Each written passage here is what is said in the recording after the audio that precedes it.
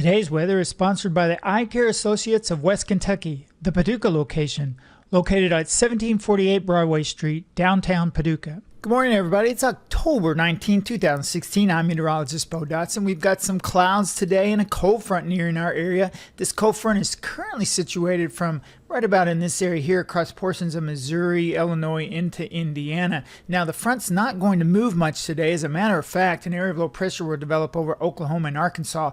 That low will move northeastward along the front, and because of that, it's going to bump the front back a little bit northward later today, and it will become a stationary front, and then it will start moving east-southeast on Thursday. The best chance of showers and thunderstorms today will be over Missouri and Illinois, and then maybe some scattered showers and storms over Kentucky and Tennessee. Probably going to be more clouds today, and that means instead of upper 80s, most areas will remain in the lower to middle 80s. Those with the heaviest cloud cover, perhaps upper 70s, and with a little bit of precipitation. That does keep the temperature level down a little bit. Now, we may have a little more sun over our eastern and southern counties. Those areas will probably end up being the warmest. Now, we also have a threat for a couple of storms today, maybe severe, maybe on the heavy side. I'll show you the Storm Prediction Center map here in a minute, and we'll talk a little bit more about that. But for your morning hours, mostly some increase in clouds and some spotty showers, maybe a rumble of thunder. Most areas will remain dry this morning, and activity will pick up as we move through the day. Let's take a look at the Storm Prediction Center severe weather outlook. Now, our friends over in Oklahoma, they issue these several times each day. They update these maps. And if you were with me yesterday, I told you that the map would change 2, 3, 4 times before we actually got to the point where thunderstorms develop. That's exactly what happened. They've changed this map every single time they update it. Now, they do that because confidence isn't all that great. The further out you are, less confidence. As you get closer to the event, confidence increases a little bit and you adjust your maps. So they've removed a lot of the area from the marginal risk, much of Kentucky, Tennessee. What they've done is bump that a little further to the north and west. The yellow area here, that's the greatest risk zone for a couple of thunderstorms today to possibly produce some quarter-size hail, maybe some damaging wind gusts. The tornado risk today is very low. It's not zero. Anytime you have severe thunderstorms, you can have a tornado risk, but tornadoes really aren't in the forecast. But it's not a zero risk either. We'll keep an eye on that. But this yellow zone here includes parts of southeast Missouri. Now, as we move through today, they're going to update this map at least 2 or 3 more times. They could shift this around a little bit. But I think the heaviest storms, the most likely area for the heaviest storms, will be over our northern and western counties versus our eastern counties. Now, that would include parts of southeast Missouri, perhaps into parts of southwest Illinois. Now, this dark green area here, right here on my map, that's where there's a marginal risk for a few severe thunderstorms. And then this light green area right here, that's where a couple of thunderstorms might occur, but not expected to be severe. The Storm Prediction Center has 5 different levels, 6 if you count the non-severe thunderstorm level. So 5 different levels, and they increase the risk for severe weather with each level. So you see we're on the lower end of the categories here, marginal, and then a slight risk zone. I don't always like to say slight risk because actually what their definition of slight risk zone means is that a few severe thunderstorms are likely to occur, but perhaps not widespread severe weather.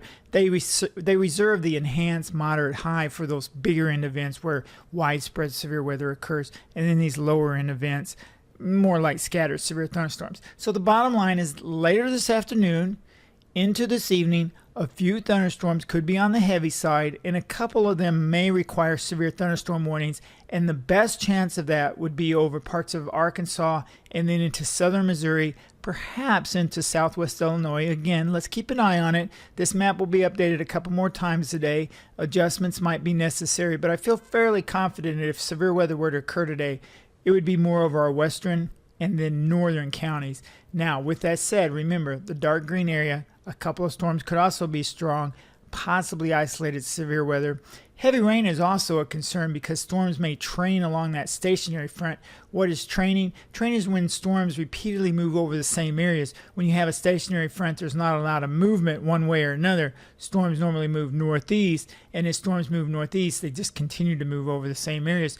Don't be surprised if a couple of spots end up with 2 inches or more of rain, over the next 24 hours, generally speaking, I've got a quarter to a half an inch of rain area wide through Thursday afternoon, and then pockets of 1 to 2 inches of rain, especially over Missouri and Illinois.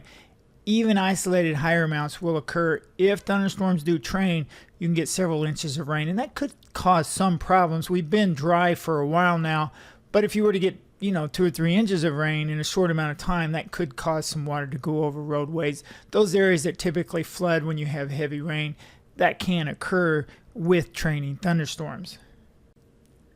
Let's go ahead and look at Futurecast radar from the HER model. Now, this is one model's opinion on how today and tonight might unfold. This takes us through the next 18 hours. So let's just put this in motion, and this is what radar might look like as we move through today. We'll stop it here at 7 a.m. and you can see some spotty showers. The colors represent precipitation. You get into these brighter colors, heavier precipitation. So this morning, a few scattered showers, maybe rumble of thunder around.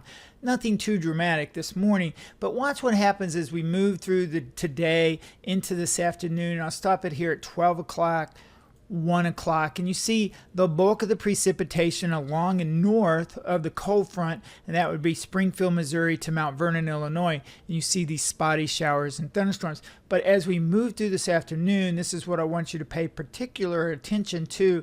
We move into late afternoon around 4 o'clock, and you see this band of showers and thunderstorms forming right along and ahead of the cold front. Now some of these are the ones that could produce some hail and damaging winds, and you can see the widespread nature of it southwest Missouri into east central Missouri towards Mount Vernon and then into Indiana.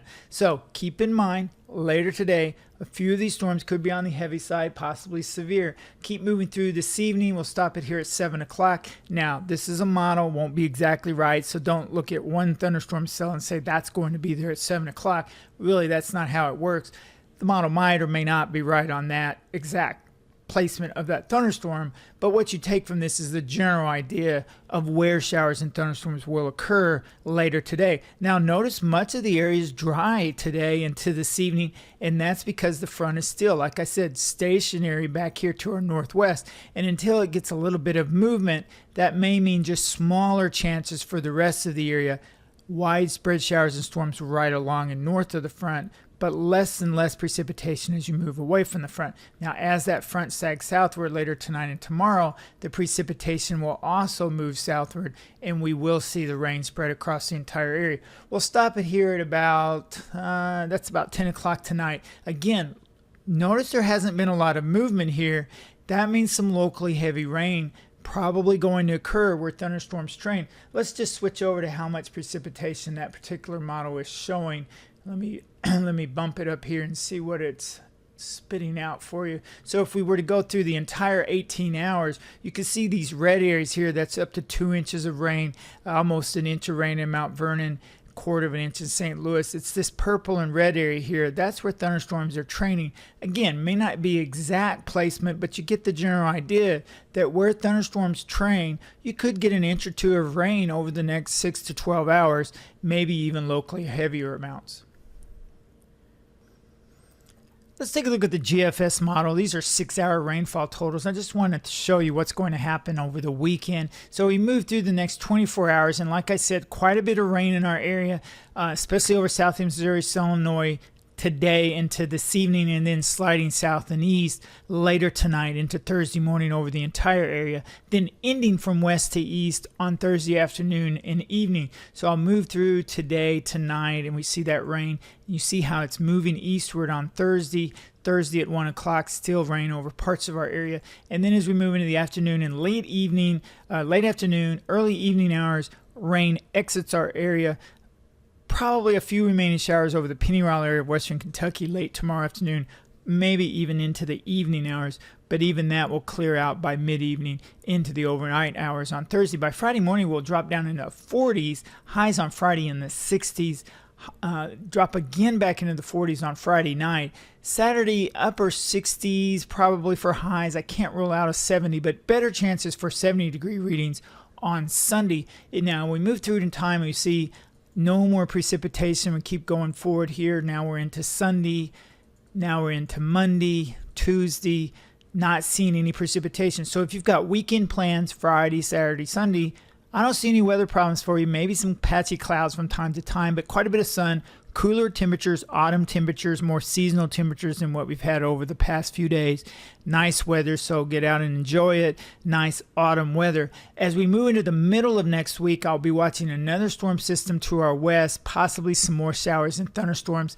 I'm looking right now at maybe Wednesday or Thursday. That's a long way off, so confidence would be low on the exact timing.